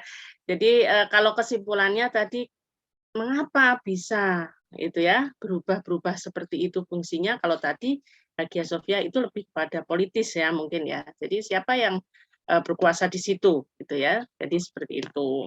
Nah, memang kalau kita lihat ini juga bisa kita tinjau dari arsitektur ya. Kok bisa? Nah, kalau pertanyaannya kan begitu. Kok bisa dari gereja dipakai jadi masjid? Kemudian dari museum jadi masjid lagi. Bagaimana nih dikaitkan dengan aktivitas, dikaitkan dengan fungsi. Nah, kan bisa menjadi pembahasan, kalau misalnya ada yang membahas Hagia Sophia, bisa menjadi pembahasan dalam hal arsitektur. Ya, dikaitkan dengan tadi, dengan aktivitasnya. Karena kan dua hal yang berbeda, tetapi kok bisa ya kemudian diwadahi oleh satu tempat. Nah, seperti itu. Jadi memang kalau melihat peninggalan dari peradaban Islam itu mengapa banyak ya, ada yang mengalami perubahan. Sebenarnya tidak hanya peninggalan peradaban Islam, tetapi ada beberapa ya, beberapa bangunan pada masa-masa klasik ya, itu juga kemudian berubah menjadi masjid ya. Tidak hanya Hagia Sophia, Masjid Karye juga sama ya. Ada beberapa bangunan seperti itu. Ya, jadi memang banyak hal. Kalau menurut saya Hagia Sophia itu bukan peradaban Islam. Oh iya, sebelum Bukan. Bizantin ya. Jadi Bizantin. dia peradaban Kristen. Pada masa-masa Bizantium ya, mungkin ya. Iya. Ya, Bizantium ya. Karena itulah pembahasannya juga ada kalau kita membahas tentang arsitektur klasik Eropa kan kita bahas juga itu Hagia Sophia gitu ya. Jadi memang banyak ya, banyak faktor gitu ya, banyak faktor yang membuat bangunan-bangunan itu bisa berubah gitu ya, bisa berubah fungsinya gitu ya. Nah, banyak juga yang peninggalan dari peradaban Islam itu malah kemudian dihancurkan. Tadi contohnya di India itu banyak ya, dihancurkan itu banyak juga gitu ya. Padahal sebenarnya kalau kita lihat kan sebenarnya bisa juga mungkin digunakan untuk yang lain gitu ya. Tetapi sekali lagi kalau peradaban Islam yang dipakai gereja banyak di Spanyol. Di Spanyol, Andalusia itu banyak masjid-masjid dirubah jadi gereja sampai sekarang. Kan jadi ada yang gereja dirubah menjadi masjid, ada masjid yang dirubah menjadi gereja ya. Jadi apa Pak? Karena ya lebih kepada penguasanya ya Pak Asadi mungkin ya. Iya, karena kan Spanyol itu sekarang Kristen yang menguasai. Jadi ya tergantung penguasanya. Tergantung siapa yang sedang berkuasa di situ gitu ya. Nah mungkin ini juga harusnya ini ya membuat kita sebagai umat Islam ini ya melek gitu ya, bahwa dulu itu ada sebuah peradaban Islam di sana gitu ya. Itu yang harusnya kita tahu gitu ya, bahwa umat Islam itu bukan tanpa peninggalan, tetapi dulu punya gitu ya. Ada peninggalannya yang beberapa masih bisa kita lihat juga sekarang. Ya. Baik, terima kasih itu saja. Bu Nisa mungkin pergi ya. Saya kira perlu mengkaji peradaban Islam itu per zona saja, per wilayah, misalnya peradaban Islam Andalusia. Jadi itu ada benteng, ada masjid, ada macam-macam. Nah, nanti kesimpulannya seperti apa itu bisa dirangkum dari pembahasan masjid dan lain sebagainya, istana itu. Jadi nanti akan kita simpulkan arsitektur peradaban Islam Andalusia. Itu nanti dibuat poin-poin kesimpulan berdasarkan analisis kemampuannya mahasiswa saja. Tapi harus ada analisisnya. Berdasarkan kewilayahan berarti ya Pak ya? Ya, itu lebih enak itu. Nanti kita punya sendiri, punya temuan sendiri. Arsitektur Andalusia itu seperti apa sih karakternya? Nah, itu punya sendiri. Berarti kewilayahannya pada saat dulu peradaban Islam ada di situ ya. Iya. Karena kadang kalau kita bahas Andalusia gitu, kadang waktu itu mahasiswa ada yang sempat nanya, Pak, Andalusia Spanyol sekarang, tapi kan kita mengenalnya kalau kita bicara tentang peradaban Islam kan Andalusia ya. Iya, namanya dulu Andalusia memang. Iya. Ya, baik Pak Azadi, terima kasih atas masukannya. Ya. Mungkin akan kita kembangkan lagi ya untuk mata kuliah arsitektur peradaban Islam. Oke, baik. Mungkin cukup ya Pak Bu terkait dari pertanyaan saya. Baik, terima kasih pada Pak Sadi dan Bu Anissa yang telah menjawab pertanyaan dari para peserta. Oke, mengingat waktu sesi diskusi tanya jawab ini sudah habis ya kan. Untuk selanjutnya, terima kasih kepada para peserta yang telah bertanya dan terima kasih juga kepada para pemateri ataupun para pembahas yang telah menjawab pertanyaan daripada para peserta. Semoga apa yang bisa menjadi jawaban dari pertanyaan yang dilanturkan oleh pada para peserta dapat bermanfaat bagi kita yang mendengarkan dan memahaminya juga. Baik, berhubung inti acara pada acara ini telah terselenggara, maka izinkan saya selaku moderator untuk kembali menyerahkan jalannya acara kepada Master of Ceremony, yaitu Saudari Rizka Khairunisa. Kurang lebihnya saya mohon maaf. Wassalamualaikum warahmatullahi wabarakatuh. Waalaikumsalam warahmatullahi wabarakatuh. Saudari Rizka, selaku MC dipersilahkan. Baik, terima kasih Saudara Reza selaku moderator. Terima kasih pula kepada para pemateri yang telah mempresentasikan hasil eksplorasinya dengan baik. Dan terima kasih juga kepada Bapak Asyhadi dan Bu Anissa selaku pembahas pada acara ini. Sebelum menutup acara pada hari ini, mari kita berfoto bersama terlebih dahulu sebagai dokumentasi acara pada siang hari ini. Sesi foto bersama akan dipandu oleh Sari, salah satu mahasiswa arsitektur UMJ. Pada Sari, dipersilahkan. Ya, terima kasih Rizka. Untuk sesi foto bersamanya, tolong dinyalakan kameranya dan menggunakan virtual background yang sudah dikasih ya. Untuk teknisnya ini ada 2 slide. Ini saya ambil dokumentasi slide yang pertama dulu. Untuk yang ada di slide pertama, diharapkan menyalakan kameranya dan menggunakan virtual background yang sudah diberikan. Ya, diharapkan kepada seluruh peserta untuk menyalakan kameranya.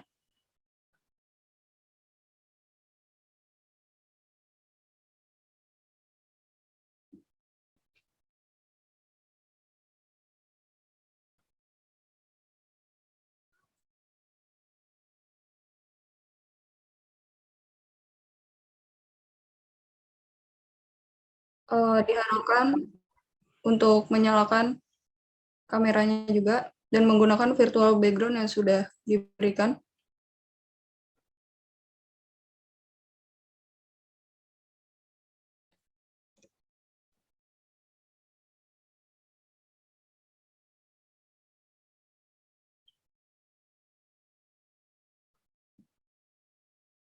Ya, sudah selesai. Saya kembalikan kepada Rizka. Baik, terima kasih kepada Sari untuk sesi dokumentasinya. Terima kasih kepada seluruh peserta dan pemateri atas kehadirannya pada acara pada siang hari ini. Terima kasih untuk panitia acara pada hari ini sehingga acara ini berjalan dengan lancar. Serta terima kasih untuk semua pihak yang terlibat. Saya selaku pembawa acara mohon undur diri, mohon maaf apabila terdapat kesalahan dan kekurangan. Buah nanas buah ceri dicampur gula enak sekali. Cukup sekian pertemuan kali ini, semoga bisa bertemu lagi. Wassalamualaikum warahmatullahi wabarakatuh. Waalaikumsalam warahmatullahi wabarakatuh. Terima kasih Pak Asyhadi. Terima kasih teman-teman semua ya. Mahasiswa semua. Baik, terima kasih Mbak Nisa, Pak Asyhadi. Baik, Bu.